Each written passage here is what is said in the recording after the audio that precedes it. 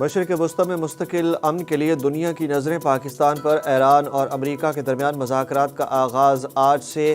امریکی ٹرانسپورٹ طیارہ نور Khan air base پر land کر گیا۔ امریکی اور ایرانی مذاکراتی وفود کی آج اسلام آباد آمد متوقع۔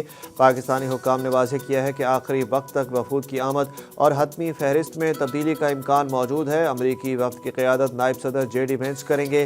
ان کے ساتھ صدر ڈونلڈ ٹرمپ کے داماد جیرڈ کشنر اور خصوصی نمائندے اسٹیو وٹکوف بھی شامل ہوں گے۔ ایران کی نمائندگی کے لیے ایرانی پارلیمنٹ کے اسپیکر محمد باقر کالباف اور وزیر خارجہ عباس عراقچی کی قیادت میں وفد شریک ہوگا۔ امریکہ کے 15 اور ایران کے 10 نکات پر گفتگو کی جائے گی۔ مذاکرات میں وزیر اعظم شہباز شریف اور نائب وزیر اعظم اسحاق ڈار شریک ہوں گے۔ آج وفود کی سطح پر ابتدائی بات چیت۔ مذاکرات کا سب سے اہم اور مرکزی مرحلہ کل ہونے کی توقع۔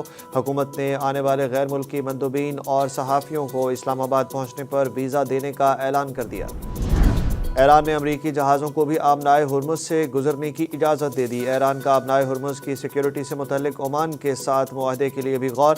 ایران کے نائب وزیر خارجہ سعید خطیب زادہ کا کہنا ہے کہ امریکی بحری جہاز آبنائے ہرمز سے گزر سکتے ہیں اگر وہ دشمنی کا مظاہرہ نہ کریں۔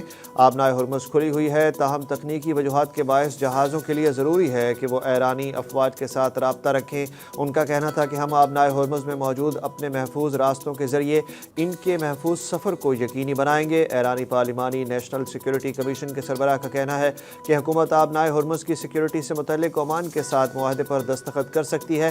معاہدے پر دستخط کے ساتھ آبنائے ہرمز مکمل طور پر مسلح افواج کے مکمل کنٹرول میں آ جائے گی۔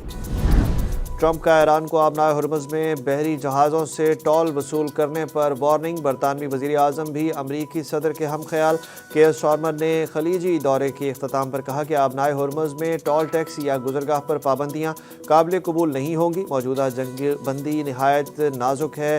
برطانوی وزیر اعظم کیئر سٹارمر اور امریکی صدر کے درمیان آج ٹیلی فونک رابطہ ہوا۔ کیئر سٹارمر نے کہا کہ امریکی صدر ڈونلڈ ٹرمپ کے ساتھ آبنائے ہرمز کی صورتحال پر گفتگو میں اہم فوجی اور لاجسٹک امور زیر بحث آئے، جبکہ ڈونلڈ ٹرمپ نے تہران کی جانب سے آبنائے ہرمز سے ٹیکس وصولی پر کہا کہ آبنائے ہرمز سے تیل کی بلا تعطل فراہمی یقینی بنانے میں بہت برا کردار ادا کیا جا رہا ہے۔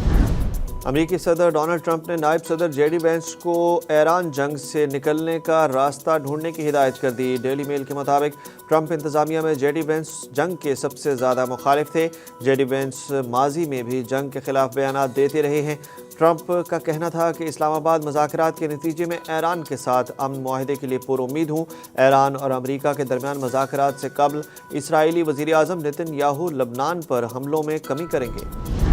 لبنان میں انسانی بحران سنگین۔ اسرائیلی فوج کی ایمبولینسز پر حملوں کی دھمکی۔ لبنان میں جنگ بندی صرف نام کی رہ گئی، لڑائی بدستور جاری۔ پاکستانی اور فرانسیسی وزرائے خارجہ کا لبنان میں سنگین جنگ بندی کی خلاف ورزیوں پر اظہار تشویش۔ ایرانی صدر مسعود پزشکیان نے کہا کہ لبنان میں اسرائیلی حملے جنگ بندی معاہدے کی کھلی خلاف ورزی ہیں۔ ایران لبنانی عوام کو تنہا نہیں چھوڑے گا، یہ حملے دھوکہ دہی کی علامت ہیں۔ ایرانی پارلیمنٹ کے اسپیکر محمد باقر کالباف نے بغیر نام لیے امریکہ کو خبردار کیا کہ لبنان جنگ بندی سے کسی صورت الگ نہیں ہوں گے۔ دنیا میں پاکستان نے منفرد مقام حاصل کر لیا اور امن کا داعی بن کر ابھرا ہے۔ قائد مسلم لیگ نون نواز شریف نے وزیر اعظم شہباز شریف اور نائب وزیر اعظم اسحاق ڈار اور فیلڈ مارشل سید عاصم منیر کی بے مثال سفارتی کاوشوں کو خراج تحسین پیش کیا۔ ان کا کہنا تھا کہ ایران اور امریکہ کا مذاکرات کے ذریعے حل کی جانب آنا خوشائند ہے۔ عالمی تنازعات کا حل جنگ نہیں بلکہ سفارتکاری اور مذاکرات میں ہے۔ نواز شریف سے وزیر اعلیٰ پنجاب مریم نواز اور گورنر سندھ نہال ہاشمی نے بھی ملاقات کی۔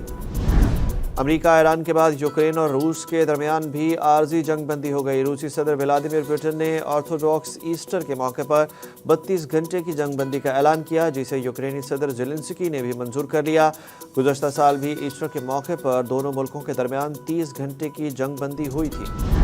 عوام کے لیے اچھی خبر، پیٹرولیم مصنوعات کی قیمتوں میں 95 روپے فی لیٹر تک کمی کا امکان۔ ذرائع کا کہنا ہے کہ اوگرا کی جانب سے حتمی ورکنگ سمری وزیر اعظم آفس کو ارسال کر دی گئی ہے۔ حکومت کی جانب سے آئندہ ہفتوں کے لیے آج قیمتوں میں رد و بدل کے اعلان کا امکان ہے۔ وزیر اعظم ریونیو اہداف کو مد نظر رکھتے ہوئے قیمتوں کا تعین کریں گے۔ پیٹرول کی فی لیٹر قیمت میں 55 روپے تک کمی کا امکان ہے، جبکہ ڈیزل کی فی لیٹر قیمت میں 95 روپے تک کمی ہو سکتی ہے۔ بچوں اور خواتین کی آن لائن ہراسگی کے خاتمے کے لیے پنجاب سائبر کرائم یونٹ قائم، بلیک میلنگ ہراسمنٹ پر موبائل یونٹ خود متاثرین کے پاس جائے گا۔ وزیر اعلیٰ پنجاب کی زیر صدارت اجلاس میں سائبر کرائم کے حوالے سے اہم فیصلے کیے گئے۔ بریفنگ میں بتایا گیا کہ بلیک میلنگ اور ہراسمنٹ کا شکار بچوں کو شکایت کے لیے تھانے یا کسی دفتر میں نہیں جانا پڑے گا۔ متاثرہ بچے بالخصوص خواتین ورچوئل پولیس اسٹیشن میں بھی شکایت درج کرا سکیں گی۔ مجرموں کو قرار واقعی سزا دینے کے لیے قانون سازی کا فیصلہ بھی کیا گیا۔